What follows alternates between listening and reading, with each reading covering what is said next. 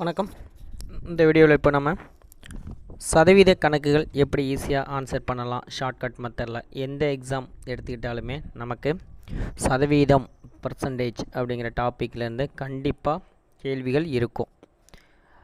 அப்போது அந்த சதவீத கணக்குகளை எப்படி ஈஸியாக ஆன்சர் பண்ணலாம் அப்படின்னு பார்த்தோம்னா நமக்கு எக்ஸாமில் ரொம்பவே யூஸ்ஃபுல்லாக இருக்கும். நம்ம வில்லேஜ் ஸ்டடீஸ் யூடியூப் சேனலில் கண்டினியூஸாக மேக்ஸ் எப்படி ஈஸியாக ஆன்சர் பண்ணலாம் அப்படின்னு சொல்லி தொடர்ந்து வீடியோ போட்டுட்ருக்கோம். அதோட தொடர்ச்சியாக ஆஷிஷ் ரூபாய் 32,000 ஆரம்ப முதலீட்டில் ஒரு புத்தக கடையை திறந்தார். முதல் ஆண்டில் அவருக்கு 5% இழப்பு ஏற்பட்டது. இருப்பினும் 2வது ஆண்டில் அவர் 10% லாபம் ஈட்டினார். 3ஆம் ஆண்டில் 12.5% உயர்ந்தது. 3 வருடங்கள் முழுவதும் அவரது நிகர லாபத்தை கணக்கிடுக. இப்போ இந்த கணக்குக்கு எப்படி நம்ம ஈஸியாக ஆன்சர் பண்ணலாம் அப்படின்னு பார்த்தோம்னா, இந்த முதலீடு எவ்வளவு அப்படிங்கிறதையே நம்ம முதல்ல கன்சிடர் பண்ண வேணாம். இந்த கணக்கை எப்படி ஈஸியாக ஆன்சர் பண்ணலான்னு பார்த்தோம்னா, முதல்ல 100 ரூபாய் முதலீடு இருக்குதுன்னு வச்சுக்கலாம். எவ்வளோங்க? 100 ரூபாய் முதலீடு இருக்குது. ஃபஸ்ட் இயர் முதல்ல 100 ரூபாய் முதலீடு பண்ணுறாரு. அப்போது என்ன ஆகுது அப்படின்னு பார்த்தோம்னா, முதல் வருஷத்தில் அவருக்கு 5% இழப்பு ஏற்பட்டது. அப்போது 5% லாஸ். அப்போ 5% லாஸ். அப்போ 100 ரூபாய்க்கு 5% லாஸ் ஆகியிருந்தால் மொத்தம் எவ்வளோ லாஸ் ஆகிருக்கும்? 5 ரூபாய் லாஸ் ஆகிருக்கும். அப்போ அவரோட முதலீடு மீதி என்ன இருக்கும்? 95 ரூபாய் தான் இருக்கும். சரிங்களா? நமக்கு பெரும்பாலான கணக்குகளுக்கு எந்த ஃபார்முலாவும் தேவையில்லை. கணக்கை மட்டும் அண்டர்ஸ்டாண்ட் பண்ணிக்கிட்டோம் அப்படின்னா ஈஸியாக ஆன்சர் பண்ணிடலாம். இப்போது ஒரு வருஷம் கழிச்சு அவர்கிட்ட இருக்கிறது எவ்வளோ இருக்குங்க? 95 ரூபாய் இருக்குது. அடுத்ததாக இது ஒரு வருட முடிவில். அடுத்த 2வது வருட ஆரம்பத்தில் அவர்கிட்ட எவ்வளோ இருக்கும்? 95 ரூபாய் தான் இருக்குது. ஏன்னா 5% நஷ்டம் ஏற்பட்டுடுச்சு. 2வது வருடம் என்ன ஆகுதுன்னா, 2வது ஆண்டில் 10% லாபம் ஈட்டுறாரு. அப்போ 10% லாபம் கிடைக்கிது. 10% லாபம் அவருக்கு கிடைக்கிது. அப்போது 95 ரூபாய்க்கு 10% எவ்வளோங்க வரும் அப்படின்னு பார்த்தோம்னா 9.5 ரூபாய் வரும். அப்போது இந்த 95 ரூபாய் கூட 9.5 கூட்டினோம், ஏன்னா லாபம் கிடைக்கிது. அப்போ கூட்டினோம்னா அவரோட முதலீடு என்ன ஆயிடுச்சு? 104.5 ஆயிடுச்சு. 104.5 ஆயிடுச்சு. இது 2வது வருட முடிவில். அடுத்த 3வது வருட தொடக்கத்தில் எவ்வளோ இருக்குது? 104.5 ரூபாய் இருக்குது அவர்கிட்ட. 3வது வருடம் என்ன நடக்குது? 3வது வருடம் 12% உயர்ந்தது அப்படிங்கிறாங்க. அப்போ 104.5 ரூபாய்க்கு 12.5% உயர்ந்திருக்கு அப்படிங்கிறாங்க. 12.5% உயர்ந்திருக்கு. அப்போ 104.5க்கு 12% எவ்வளவுன்னு பார்த்தோம்னா நமக்கு 13 ரூபாய் 0.60 அப்படின்னு கிடைக்கும். 13.060 அப்படின்னு கிடைக்கும். அப்போது இந்த 104.5 கூட இந்த 13.06 கூட்டினோம்னா நமக்கு கிடைக்கக்கூடியது 117.56. சரிங்களா? நம்ம இந்த 104.5 கூட கிடைச்ச லாபம் 13.06 கூட்டினோம்னா நமக்கு கிடைக்கக்கூடியது 117.56. அப்போது நமக்கு இனிஷியலாக எவ்வளோ முதலீடுன்னு எடுத்துக்கிட்டோம்? 100 ரூபான்னு எடுத்துக்கிட்டோம். மொத்தமாக 3 வருஷம் முடிவில் எவ்வளோ ஆயிருக்கு? 117.56. அப்போ லாபம் மட்டும் எவ்வளவு? 117.56 அப்படின்னா லாபம் மட்டும் 17.56. லாபம் மட்டும் 17.56. சரிங்களா? இப்போ 100 ரூபாய்க்கு 17.56 நமக்கு லாபம் கிடச்சிருக்கு. 100 ரூபாய்க்கு 17.56 லாபம் கிடச்சிருக்கு. அப்போ 32,000 ரூபாய்க்கு எவ்வளோ லாபம் கிடச்சிருக்கும்? 32,000 ரூபாய்க்கு எவ்வளோ லாபம் கிடச்சிருக்கும் அப்படின்னு பார்த்தோம்னா நமக்கு நிகர லாபம் கிடச்சிரும். மொத்தமாக லாபம் எவ்வளோன்னு கிடச்சிரும். ஏன் இந்த கணக்கை டைரெக்டாக 32,000ன்னு வச்சு போடக்கூடாதா அப்படின்னு பார்த்தோம்னா, பெருக்கும்போது பெரிய மதிப்பாக இருந்தால் சிரமமாக இருக்கும். இப்போ 100க்கு 5% அப்படிங்கும்போது 5 ரூபாய் அப்படின்னு ஈஸியாக கால்குலேட் பண்ணிடுவோம். இப்போ 32,000க்குன்னு பார்க்கும்போது கொஞ்சம் மதிப்பு அதிகமாக இருக்கும்போது பெருக்கிறதுக்கான டைம் அதிகம் எடுத்துக்கும். அப்போ நம்ம டைமை கொஞ்சம் சேவ் பண்ணணும்னா இந்த மெத்தடு நமக்கு ஈஸியாக இருக்கும். இப்போது இந்த 2 ஜீரோவுக்கும் 2 ஜீரோ அடிச்சிடலாம். அப்போ மீதி இருக்கக்கூடியது 17.56 பெருக்கல் 320. இதை பெருக்கணும் நமக்கு என்ன கிடைக்குங்க? 5620 அப்படின்னு நமக்கு ஆன்சர் கிடைக்கும். 5620. அப்போ நிகர லாபம் 5620 ரூபாய். சரிங்களா? இது போல் நம்ம ஈஸியாக எப்படி ஆன்சர் பண்ணலாம் அப்படின்னு நம்ம வில்லேஜ் ஸ்டடீஸ் யூடியூப் சேனலில் கண்டினியூவாக வீடியோ அப்லோட் பண்ணிகிட்ருக்கோம். பார்க்காதவங்க பாருங்கள். யூஸ்ஃபுல்லாக இருந்தால் சப்ஸ்கிரைப் பண்ணிக்கோங்க. தொடர்ந்து வர வீடியோவை பாருங்கள். யூஸ்ஃபுல்லாக இருந்தால் மற்றவங்களுக்கும் ஷேர் பண்ணுங்கள். அடுத்த கணக்கு. ஒரு தலைமையை தேர்ந்தெடுக்கும் தேர்தலில் ஏ மற்றும் பி ஆகிய இரு நபர்களில் ஏ ஆனவர் 192 வாக்குகள் வித்தியாசத்தில் வெற்றி பெறுகிறார். மொத்த வாக்குகளில் ஏ ஆனவர் 58% பெறுகிறார் எனில் பதிவான மொத்த வாக்குகளின் எண்ணிக்கை என்ன? கணக்கில் என்ன சொல்கிறாங்க அப்படின்னு பார்த்தோம்னா, ஒரு தலைமையை தேர்ந்தெடுக்கக்கூடிய தேர்தலில் ஏ மற்றும் பி அப்படின்னு 2 பேர் போட்டி போடுறாங்க. ஏ இன்னொருத்தர் பி 2 பேர் போட்டி போடுறாங்க. இரு நபர்களில் ஏ ஆனவர் 192 வாக்குகள் வித்தியாசத்தில் வெற்றி பெறுகிறார். ஏ ஆனவர் 192 வாக்குகள் வித்தியாசம். இவங்க 2 பேருக்கும் உள்ள வாக்கு வித்தியாசம் எவ்வளவு? 192. மொத்த வாக்குகளில் ஏ ஆனவர் 58% பெறுகிறார் எனில் பதிவான மொத்த வாக்குகள் எண்ணிக்கை என்ன? கணக்கை மட்டும் புரிஞ்சுக்கிட்டோம் அப்படின்னா ரொம்பவும் சிம்பிள். என்ன சொல்கிறாங்க? ஏ பி அப்படின்னு 2 பேர் எலெக்ஷனில் நிற்கிறாங்க. அதில் ஏ மட்டும் 58% வாக்கு பெற்றுறாரு. அப்போ பி எத்தனை சதவீத வாக்குகள் பெற்றிருப்பார்?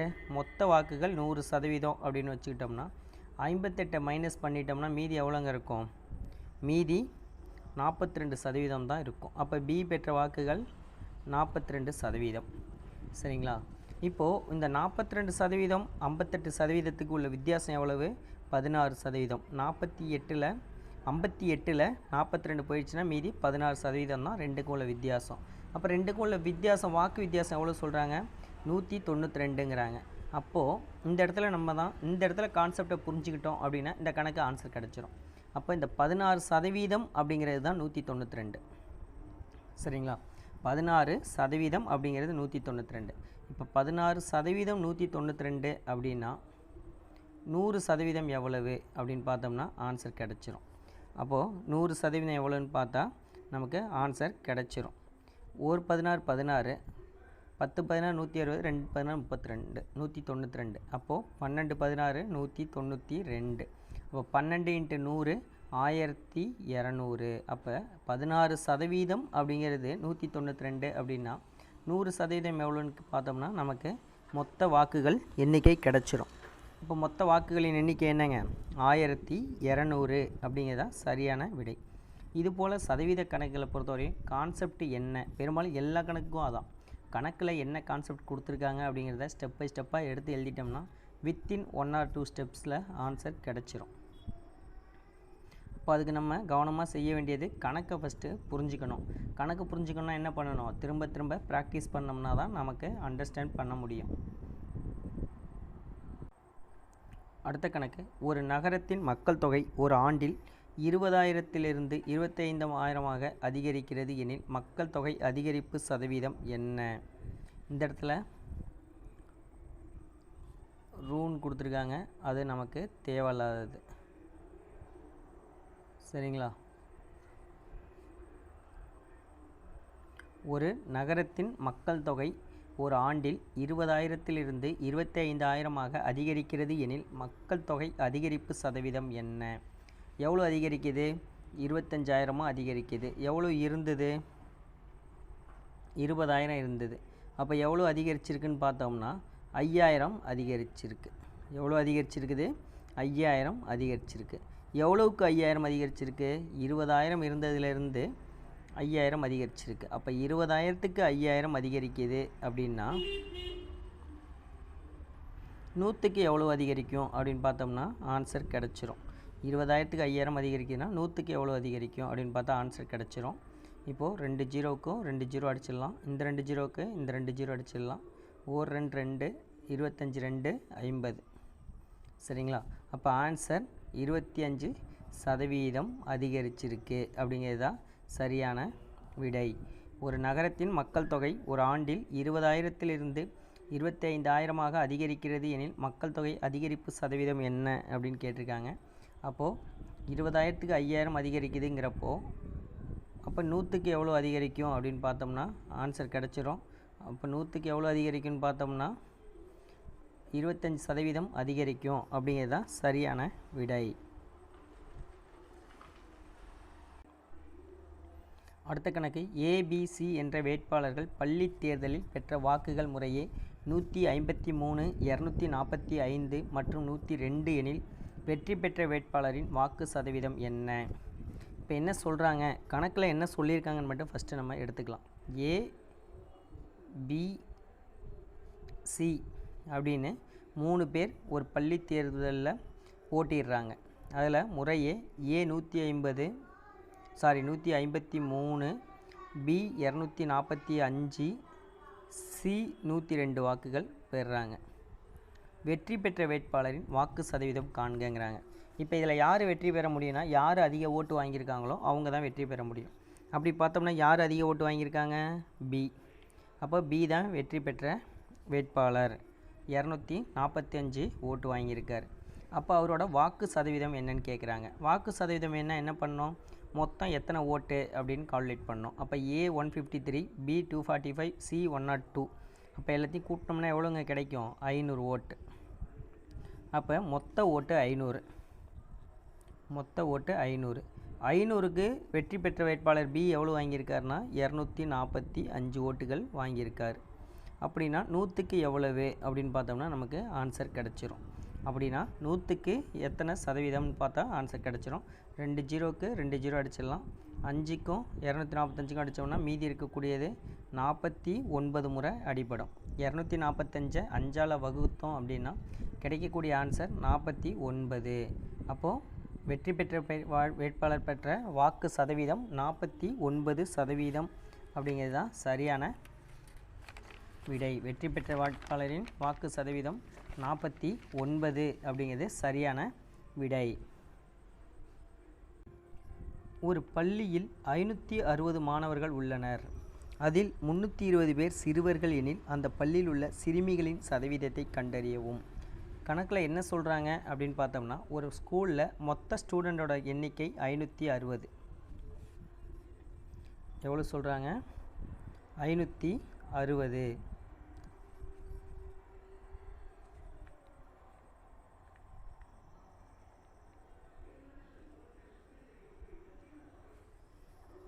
அதில் சிறுவர்கள் 320 பேருங்கிறாங்க. அப்போ மீதி எத்தனை பேர் இருப்பாங்க? 560ல் 320 போயிடுச்சுன்னா மீதி 240 பேர் இருப்பாங்க.